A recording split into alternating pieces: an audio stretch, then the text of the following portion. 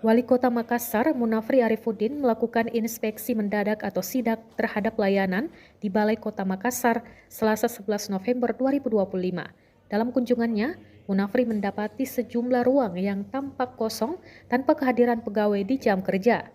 Salah satu yang menjadi sorotan adalah ruang bagian ekonomi pembangunan atau Ekbang.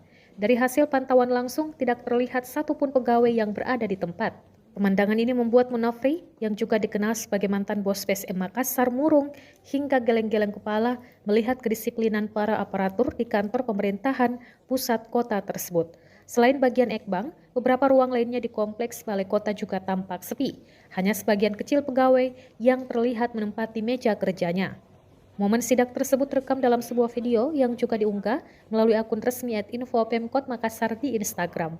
Unggahan itu pun menuai beragam komentar dari masyarakat yang menyoroti kedisiplinan pegawai pemerintahan. Rekamannya pun kini telah menuai berbagai komentar dari warganet.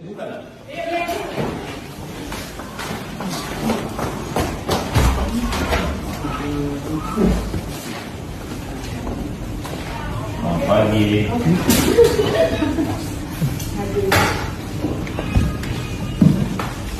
Benar ini. Pindah aja nih semuanya masuknya.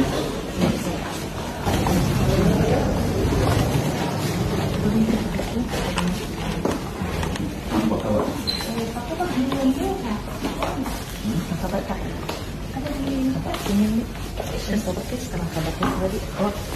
Siapa bilangnya?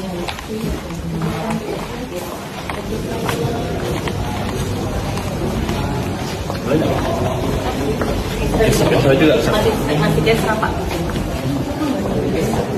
Profesor rapi.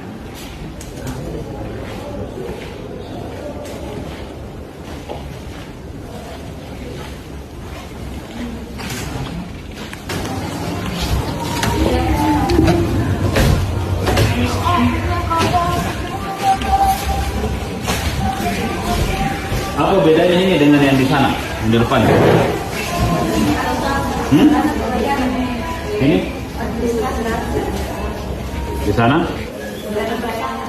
Download Tribun X sekarang, menghadirkan lokal menjadi Indonesia.